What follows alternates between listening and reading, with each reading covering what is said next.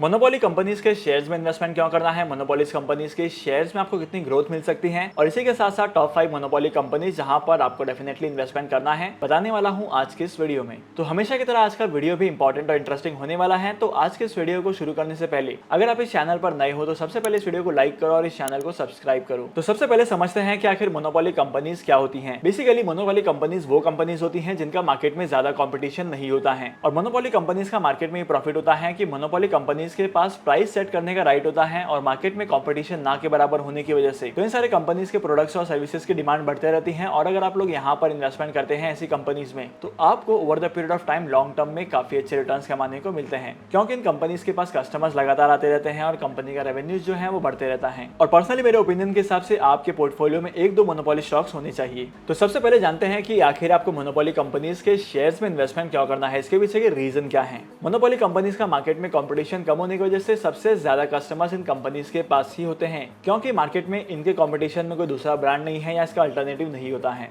तो ऑब्वियस सी बात है कि कंपनी को अगर कोई प्रोडक्ट परचेज करना होगा या कोई सर्विस अवेल करनी होगी तो इसी एक कंपनी का ऑप्शन बचता है जहां पर ये लोग जाएंगे। और अगर आप मोनोपोली कंपनीज के शेयर्स में लॉन्ग टर्म के लिए इन्वेस्टमेंट करते हैं तो यहाँ पर आपको बहुत ही अच्छे रिटर्न्स कमाने को मिलेंगे। लेकिन आपको किसी भी कंपनी के शेयर्स में इन्वेस्टमेंट करने से पहले उस कंपनी का पास्ट रिकॉर्ड चेक करना है, कंपनी ने परफॉर्मेंस कैसा दिखाया है वो चेक करना है और कंपनी के बिजनेस ऑपरेशंस को भी समझना है। और इसी के साथ साथ एक और इंपॉर्टेंट रीजन ये भी है कि मोनोपोली कंपनीज जो होती है मार्केट में उन्हें कॉम्पीट करना थोड़ा सा टफ होता है अदर कंपनीज के लिए। अगर मार्केट में उसी सेक्टर में कोई दूसरी कंपनी आती है तो उस कंपनी के लिए सर्वाइव करना बहुत ज्यादा मुश्किल हो जाएगा। इन सारे बिजनेस को ऑपरेट करना थोड़ा सा डिफिकल्ट होता है, क्योंकि ये सारे मोनोपोली बिजनेस होते हैं वो काफी टाइम से चले आ रहे होते हैं। तो मेजोरिटी केसेस में देखा गया है कि मोनोपोली कंपनीज के साथ कॉम्पीट करना बहुत ही ज्यादा मुश्किल होता है। मोनोपोली शेयर्स में इन्वेस्टमेंट करने के पीछे का तीसरा इंपॉर्टेंट रीजन ये है कि अगर आप मोनोपोली कंपनीज के शेयर्स में इन्वेस्टमेंट करते हैं तो यहाँ पर आपको मार्केट के कंपैरिजन में बहुत ही अच्छे रिटर्न्स कमाने को मिलते हैं। लेकिन आपको देखना पड़ेगा कि आप कौन से सेक्टर की मोनोपोली कंपनीज में इन्वेस्टमेंट कर रहे हैं, क्योंकि मार्केट में ऐसी बहुत सारी मोनोपोली कंपनीज हैं जहां पर गवर्नमेंट ऑफ इंडिया बार बार नए रूल्स एंड रेगुलेशंस इंप्लीमेंट करती है और उसकी वजह से उस कंपनी के ऑपरेशन को रन करना थोड़ा सा मुश्किल हो जाता है। इसके अलावा मोनोपोली कंपनीज के जो शेयर्स की ग्रोथ है वो फिनोमिनल है और यहाँ पर अगर आप इन्वेस्टमेंट करते हैं तो आपको फ्यूचर में काफी अच्छे रिटर्न्स कमाने को मिलेंगे। तो होप करता हूँ कि अभी तक की वीडियो में आपको ये तो पता चल गया है कि आखिर मोनोपोली कंपनीज के शेयर्स में इन्वेस्टमेंट क्यों करना है। लेकिन आपको मोनोपोली सेक्टर में कौन सी कंपनीज के शेयर्स में इन्वेस्टमेंट करना है उसके बारे में भी मैं आपको बता देता हूँ। सबसे पहली कंपनी जहां पर आप इन्वेस्टमेंट कर सकते हैं वो है IRCTC। IRCTC ने अपने सर्विसेज की शुरुआत की थी 1845 से। मार्केट में रेलवेज के सेक्टर में इन्वेस्टमेंट करने वाला, रेलवेज को कंपटीशन देने वाला कोई है नहीं, क्योंकि अगर रेलवेज को कंपटीशन देना होगा तो यहाँ पर बहुत ज्यादा इन्वेस्टमेंट करनी पड़ेगी। और इसी एक रीजन की वजह से IRCTC एक मोनोपोली कंपनी बन गई। और अगर आप IRCTC के रिजल्ट्स को देखेंगे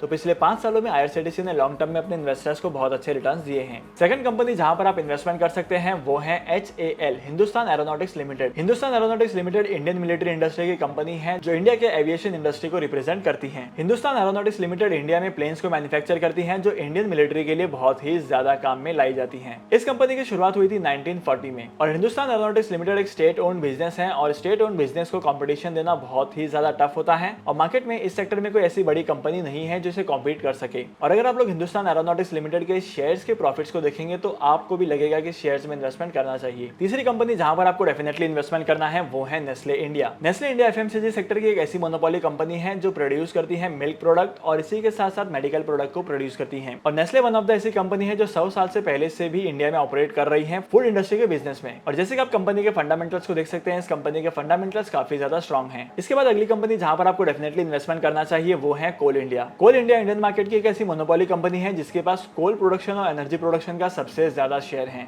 इसके बाद अगली कंपनी जहां पर आपको इन्वेस्टमेंट करना है वो है ITC, क्योंकि ITC एक ऐसी मोनोपोली कंपनी है जिसने अपने इन्वेस्टर्स को पास्ट में काफी अच्छे रिटर्न दिए हैं। कंपनी के शेयर 200 रुपए से लेकर 300 रुपए के आसपास चले गए हैं। अगर आपको जानना है कि ITC के शेयर्स में इन्वेस्टमेंट क्यों करना है, इसके पीछे के रीजन क्या है, तो इसके ऊपर मैंने एक डेडिकेटेड वीडियो बनाई है जिसकी लिंक आपको डिस्क्रिप्शन में मिल जाएगी। वहां पर जाकर आप वीडियो को चेकआउट कर सकते हैं और इन्वेस्टमेंट करना स्टार्ट कर सकते हैं। तो आज के इस इंपॉर्टेंट वीडियो को यहीं पर खत्म करते हैं और होप करता हूं कि आज की वीडियो का कंटेंट भी आपको वैल्यूएबल लगा होगा। अगर आपने आज के इस वीडियो से कुछ नया सीखा है तो इस वीडियो को लाइक करना, शेयर करना। इसी के साथ साथ अगर आप इस चैनल पर नए हो तो इस चैनल को सब्सक्राइब करो। मैं आपको मिलूंगा अगली वीडियो में नए टॉपिक के साथ, एक इंटरेस्टिंग टॉपिक के साथ। तब तक के लिए signing off, happy investing and good bye.